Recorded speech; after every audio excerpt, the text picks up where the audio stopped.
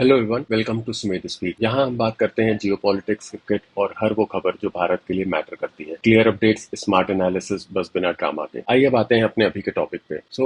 US commerce secretary Howard Lutnick ने अपने एक इंटरव्यू के दौरान कहा कि Trump administration needs to fix countries like India, Brazil, Switzerland, जिससे कि ट्रेड डील्स को जल्दी से जल्दी फाइनलाइज कर सकें और उन देशों का रिएक्शन अमेरिका के इंटरेस्ट के अकॉर्डिंग ही होना चाहिए। देखिए, इस खबर को देखने के दो तरीके हैं। मैं दोनों तरीकों पे बात करूंगा और फिर अपना ओपिनियन दूंगा। पहला तरीका ये है कि हर कंट्री की अपनी भाषा होती है और या फिर भाषाएं होती हैं, फिर अपना अपना लहजा भी होता है और लहजे पे बहुत डिपेंड करता है कि किसी भी व्यक्ति की इंटरपर्सनल स्किल्स कैसी है, क्या है। जिन देशों की फर्स्ट लैंग्वेज इंग्लिश नहीं होती है, वो लोग एग्जैक्ट वर्ड की एग्जैक्ट मीनिंग निकाल के ही समझते हैं। जैसे इस केस में फिक्स का हिंदी में मीनिंग है ठीक करना। अब अगर मैं इस वर्ड को किसी सेंटेंस में यूज करूं किसी व्यक्ति या देश के लिए, तो मैं बोलूंगा कि मैं उस व्यक्ति या देश को ठीक करूंगा। इस लहजे से लगता है कि मैं किसी को धमकी दे रहा हूं। तो इस तरीके से हावर्ड लुटनिक की लैंग्वेज को देखा जा सकता है। दूसरा तरीका यह है कि फेस वैल्यू पे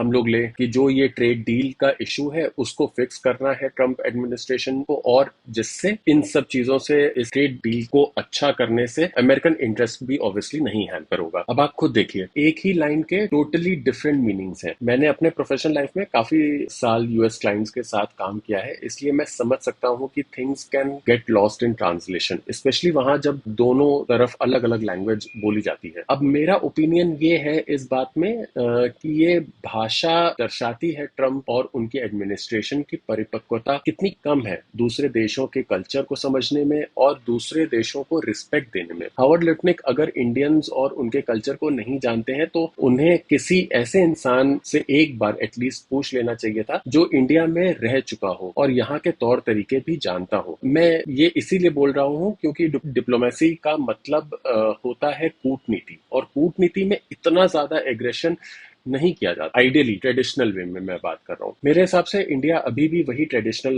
डिप्लोमेसी पे ही रिलाय कर रहा है, जो अब आज के जमाने में शायद आउटडेटेड हो चुकी है। मैं बिल्कुल समझ सकता हूँ कि इंडिया अभी भी इतना रिस्ट्रेंट अपनी लैंग्वेज में, स्पेशली यूएस के साथ, क्यों दिखा रहा है, क्योंकि आज ट्रम्प है, कल नहीं होंगे। अगर ट्रम्प डेमोक्रेसी को ही यूएस में मिटा देते हैं तो बात अलग है। वैसे जैसा हाल चल रहा है उस हिसाब से अगर ऐसा हुआ तो एटलीस्ट मुझे ताज्जुब नहीं होगा, लेकिन मेरे ओपिनियन में अब इंडिया को एटलीस्ट छोटे ही सही मगर रेसिप्रोकेटरी एक्शंस लेने चाहिए, जिससे अमेरिका को रियलाइज हो कि व्हाट इज एट स्टेक। जैसे ट्रायोका की बात चल रही है, एटलीस्ट इस समय काफी तेज है, क्योंकि ट्रायोका को फॉर्मलाइज किया जाए रशिया चाइना के साथ मिलकर। ब्रिक्स में कुछ इंपॉर्टेंट डिसीजंस लिए जाए, क्योंकि मुझे नहीं लगता है कि अब क्वाड का कुछ आगे होने वाला है। एटलीस्ट जब तक ट्रम्प है व्हाइट हाउस में तब तक तो बिल्कुल भी नहीं।